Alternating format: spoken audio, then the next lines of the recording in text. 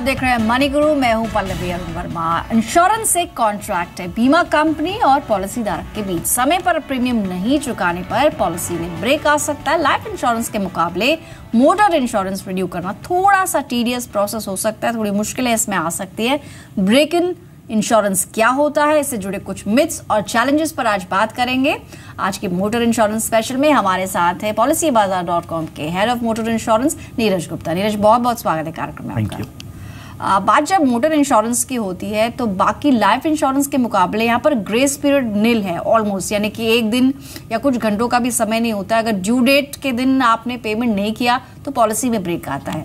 लेकिन जो इसके बाद की सिचुएशन है, यानी कि ऐसी स्थिति में भी क्या बिना दूसरी पॉलिसी खरीदे अपने इंश्योरेंस को रिन्यू किया जा सकता है, इसकी कितनी संभावनाएं हैं? मोटर इंश्योरेंस में जैसे कि आपने कहा, लाइफ इंश्योरेंस की तरह ग्रेस पीरियड नहीं होता। इसमें टिपिकली मिडनाइट तक की आपकी डेट होती है पॉलिसी रिन्यू करने की, और 12 भी हो गए तो आपकी पॉलिसी लैप्स हो गई है अगर आपने रिन्यू नहीं करी है।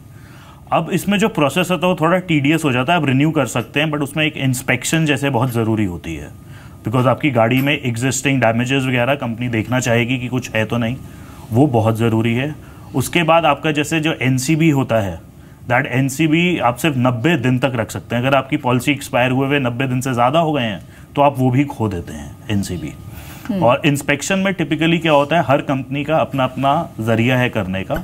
कोई आपकी गाड़ी के फोटोज़ वगैरह लेगा और उसमें मोस्टली 3 पैनल्स तक 4 mm के डैमेजेस से ज़्यादा अगर हैं तो वो इंस्पेक्शन भी रिजेक्ट हो जाती है। आमतौर पे आप गाड़ियों में देखेंगे थोड़े बहुत डैमेजेस तो होते ही हैं। अब अगर आपका ब्रेक इन हो गया तो इंस्पेक्शन के वक्त ये डैमेजेस नज़र आएंगे और उस समय आपकी पॉलिसी हो सकता है इंश्योरेंस कंपनी मना कर दे रिन्यू करने से।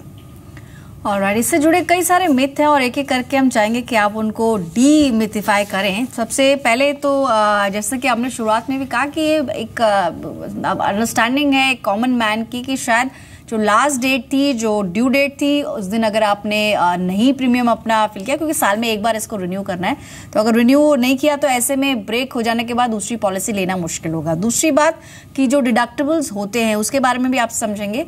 जब हम पॉलिसी रिन्यूअल के लिए जा रहे हैं तो ये लेना ज़रूरी होगा। जो क्वांटम होता है, जो खुद पे करना होता है, उसकी लिमिटेशंस क्या है वो भी आपसे समझेंगे। और साथ ही जैसे आपने कहा कि किसी केस में ऐसा हो सकता है कि उसको बीमा कंपनी फोटोग्राफ करे और जाँच करे, उसके बाद आपको पॉलिसी जारी हो। साथ ही नो क्लेम बोनस, इन सब चीजों को लेकर कुछ मिथ्स लोगों के मन में है, तो हम चाहेंगे एक एक करके आप इनको मतलब इन पर बात करें और इन्हें थोड़ा सा क्लैरिफाई करें। हम सबसे पहले डिडक्टेबल लेते हैं। डिडक्टेबल 2 तरीके का होता है, एक होता है कंपल्सरी डिडक्टेबल और एक होता है वॉलंटरी डिडक्टेबल। कंपल्सरी डिडक्टेबल हर पॉलिसी में मोटर की ज़रूरी है, जो कि 1000 रुपये 1500 सीसी तक होता है और 2000 रुपये 1500 सीसी के ऊपर होता है। ये लेना ना लेना कस्टमर के ऊपर नहीं है, ये आपको लेना ही पड़ेगा, ये मोटर पॉलिसी के अंदर है। उसके ऊपर वॉलंटरी डिडक्टेबल होता है, जो कि 2500, 5000, 7500, 15000 रुपये होता है, जिसपे आपको अलग से डिस्काउंट्स मिलते हैं। वो आपके ऊपर है कि आपने लेना ही नहीं लेना। तीसरा, ब्रेक इन में जो जांच होती है उसमें जैसे कि मैंने बताया, हर इंश्योरेंस कंपनी का अपना अपना ग्रिड है, बट टिपिकली क्या होता है, 3 पैनल से ज़्यादा, 4 mm के ज़्यादा डैमेजेस अगर होंगे या विंडशील्ड पे क्रैक है तो वो आपकी इंश्योरेंस रिकमेंड नहीं करेंगे। अगर उन्होंने करी भी तो existing damages will not be covered. चौथा आपने बताया एनसीबी का। एनसीबी जो है आप 90 दिन तक कंटिन्यू कर सकते हैं अगर प्रीवियस पॉलिसी में आपके एनसीबी है और आपने क्लेम नहीं लिया। 90 दिन बाद अगर आप रिन्यू करने जाएंगे तो आपको एनसीबी का बेनिफिट नहीं मिलेगा। अभी मौजूदा जो स्ट्रक्चर है उसमें क्या लिमिटेशंस हैं? क्या ये जो गाड़ी का इंजन है उसको लेकर कुछ लिमिट्स डिफाइंड है पहले से? ये डिडक्टेबल की लिमिट्स डिफाइंड है, जो कि अगर आपकी गाड़ी 1500 सीसी तक की है तो 1000 रुपये डिडक्टेबल है, 1500 सीसी के ऊपर की गाड़ी का 2000 डिडक्टेबल है, और इसको कंपल्सरी डिडक्टेबल कहते हैं। तो यानी कि अगर ये कोई मिथ है, अगर कोई सोच रहा है कि ये लेना कंपल्सरी होगा, तो शायद ऐसा नहीं होगा।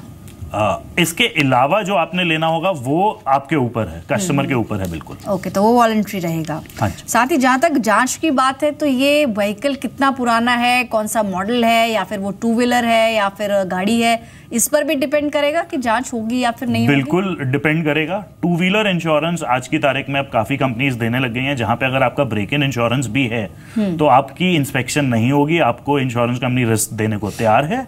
उसमें बस रिस्क स्टार्ट डेट थोड़ी देर की होती है, इमीडिएटली आपका रिस्क कवर स्टार्ट नहीं होता। इन मोटर इंश्योरेंस आपको इंस्पेक्शन करानी ही पड़ेगी और उसमें कोई संभावना नहीं है कि आप इंस्पेक्शन ना कराएं।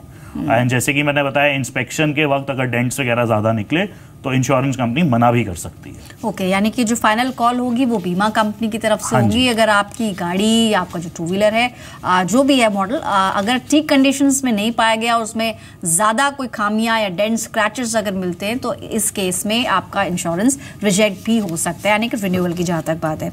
साथ ही आपने कहा एनसीबी को लेकर एक ये भी थोड़ा सा दिमाग में रहता है कि जब हम एक दूसरी पॉलिसी में शिफ्ट कर रहे हैं या तो हम नई पॉलिसी ले रहे हैं, पहली वाली लैप्स हो गई, या फिर अपने जैसे बताया कि रिन्यूअल कर रहे हैं, इन दैट केस अगर कोई भी नो क्लेम बोनस नहीं लिया था पिछले साल में, उसको लेकर क्या प्रोविजंस है? सो नो क्लेम बोनस का 90 दिन तक का, मैंने जैसे बताया, अगर आपकी प्रीवियस पॉलिसी में नो क्लेम बोनस है, सपोज आपके पास 35% एनसीबी है नो क्लेम बोनस और आपकी पॉलिसी लैप्स हो जाती है, अगर आप उसको 90 दिन के अंदर रिन्यू करवा लेते हैं इंस्पेक्शन वगैरह के साथ पैसे दे के प्रीमियम, तो आपको नो क्लेम बोनस का बेनिफिट मिलेगा, प्रोवाइडेड आपने लास्ट ईयर क्लेम ना लिया हो। और अगर ये 90 दिन से ऊपर हो जाते हैं तो आपको इसका कोई बेनिफिट नहीं मिलेगा, आप वापस 0% नो क्लेम बोनस से शुरू करेंगे। ठीक है, besides the no claim bonus overall, जैसे आपने 90 डेज का 2-3 बार जिक्र किया है, क्या ऐसा भी हो सकता है किसी केस में कि 90 डेज से ज्यादा का गैप हो चुका है, जो हम ब्रेक इन की बात कर रहे हैं, रिन्यूअल मतलब पिछली पॉलिसी में और नई पॉलिसी में थोड़ा ज्यादा समय हो चुका है, इन दैट केस भी क्या रिन्यूअल हो पाएगा? रिन्यूअल आपका जरूर हो सकता है, बट आपको नो क्लेम बोनस का बेनिफिट नहीं मिलेगा। देखिए, आपका अगर चाहे 1 साल हो गया और एक्सपायर हुए हुए पॉलिसी, आपकी इंश्योरेंस कंपनी इंस्पेक्शन कराएगी, अगर वो इंस्पेक्शन क्लियर हो जाती है आप प्रीमियम देंगे और आपकी पॉलिसी मिल जाएगी आपको। यानी कि अगर हम एक हाइपोथेटिकल सिचुएशन में सोच रहे हैं कि अगर कई महीने हो चुके हैं, 6 महीने हो चुके हैं, जैसे 90 डेज का तो आप लिमिट बता ही रहे हैं, लेकिन बिसाइड्स अगर आपके पेपर्स पूरे हैं और गाड़ी ठीक कंडीशन में, तो वे रिन्यूअल हो पाएगा? बिल्कुल बिल्कुल हो सकता है। इनफैक्ट जो अलग अलग टाइप्स होते हैं इंश्योरेंस के, जैसा कि हम जानते हैं थर्ड पार्टी तो मैंडेटरी है, लेकिन अगर हम थोड़ा कॉम्प्रिहेंसिव की बात कर लें और उसमें ओन डैमेज कवर की भी बात कर लें, क्या उसको लेकर भी कुछ लिमिटेशंस हैं कि इतने दिन होने से ज्यादा दिन ना हुए हों ताकि रिन्यूअल हो पाए? ऐसा कुछ नहीं है, बस उसमें बस ये है कि जो आपके एड ऑन्स होते हैं वो लिमिटेड हो जाते हैं एज तक। टिपिकली जैसे आपका 0 डेप्रिसिएशन प्लान जो होता है वो आपका 5 साल तक अवेलेबल होता है मोस्ट ऑफ द कंपनीज में। तो उसके बाद अगर आपका रिन्यूअल होता है वो तो नॉर्मल में भी आपको नहीं मिलेगा, ऐसा नहीं कि सिर्फ ब्रेक इन की वजह से नहीं मिल रहा, वो नॉर्मल में भी आपको नहीं मिलेगा, अदरवाइज कुछ नहीं है। यानी कि जहां तक बात है ब्रेक इन की, जो समय था निकल गया, लेकिन उसके बाद भी आपके पास ऑप्शन जरूर है कि आप पॉलिसी को रिन्यू करवा पाए। लेकिन फिर भी एज एन एक्सपर्ट आप लोगों को सलाह देंगे कि ऐसे सिचुएशन में आए ना, यानी कि वो लास्ट डेट का इंतजार ना करें और टाइमली अपना पेमेंट करें, प्रीमियम चुकाएं ताकि रिन्यूअल के झंझट से बच जाए। साथ ही साथ क्या अगर ऐसा हो भी जाता है, कितने केसेस में ऐसा होता होगा 100 में से कि रिन्यूअल नहीं करा पाए और फिर दूसरी पॉलिसी खरीदने गए बिकॉज उन्हें पता नहीं था कि पॉलिसी रिन्यू भी हो सकती थी? तो जो हमने देखा है प्राइवेट कार में टिपिकली 40% के आसपास लोग अपनी पॉलिसी रिन्यू नहीं कराते। और उसके बाद जो हमारा डेटा कहता है कि अगर आप रिन्यूअल करवाने जाते हैं और इंस्पेक्शन होती है तो ओनली 70% के आसपास इंस्पेक्शन रिकमेंड होती है। बिकॉज टिपिकली आप देखेंगे तो हर गाड़ी में आजकल डैमेजेस हल्के बहुत होते हैं जो कि आप आमतौर पे क्लेम नहीं करेंगे, बट क्योंकि आपका ब्रेक इन हो गया है तो इंश्योरेंस कंपनी उसकी जांच करेगी और उसमें वो निकलेंगे डेंट्स, तो वो इंस्पेक्शन को नॉट रिकमेंड कर देंगे। ओके। लेकिन जहाँ तक जैसे आपने बताया कि बहुत सारे लोग हैं रिन्यूअल के समय में 40%, जैसे आपने कुछ आंकड़ा भी मेंशन किया, आमतौर पे होता है क्या कि अगर आप गाड़ी खरीदने गए हैं तब तो आपको कुछ टाइप्स होते हैं ऑटो कंपनीज के भी, तो आपको उस वक्त एक पॉलिसी मिलती है, लेकिन 1 साल के बाद थोड़ा आपके एंड से भी ये थोड़ा सा कह सकते हैं लेट बैक एटीट्यूड होता है कि आप उसको रिन्यू नहीं करते हैं। लेकिन अब काफ़ी आसान हो गया है पहले के मुकाबले, आप ऑनलाइन भी या मोबाइल पर भी आप ऑप्शंस देख सकते हैं और पॉलिसी रिन्यू कर सकते हैं, और बहुत सारे एड्स भी हम पॉलिसी बाजार के इनफैक्ट देखते हैं इस तरह से। क्या आपको लगता है कि अभी पिछले कुछ वर्षों में जिस तरह से इंटरनेट का पेनिट्रेशन है और मोबाइल ऐप्स का इस्तेमाल हो रहा है, लोग अभी पहले के मुकाबले अब ज़्यादा फिर भी इस चीज़ को लेकर सजग हैं, जागरूक हैं? बिल्कुल है, और ये हमने देखा भी है, अब कई लोग अपना इंश्योरेंस का रिन्यूअल टाइम पे कराने लगे हैं, इसकी तादाद बढ़ती जा रही है। इसके लिए 2 रीजंस भी हैं कि जैसे आपने कहा है कि ऑनलाइन में अवेलेबल हो गया है तो कस्टमर्स के लिए आसान है, प्लस थोड़े से प्रोसेस ऑफ SMS पे रिमाइंडर जा रहे हैं, ईमेल पे रिमाइंडर जा रहे हैं, तो वो आसान है।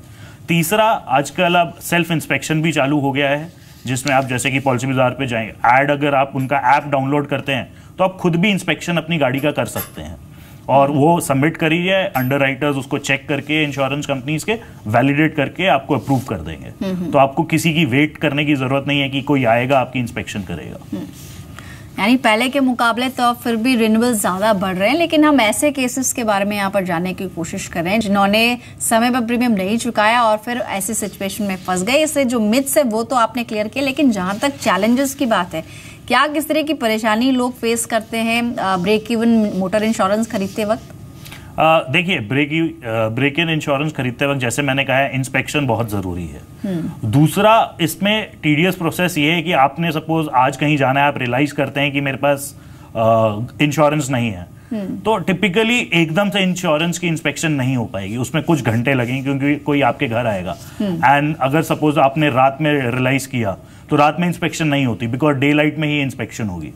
तो उस चक्कर में आपका जो टाइम है वो बहुत व्यर्थ होता है एंड आपको इंस्टेंटली इंश्योरेंस नहीं मिलेगी।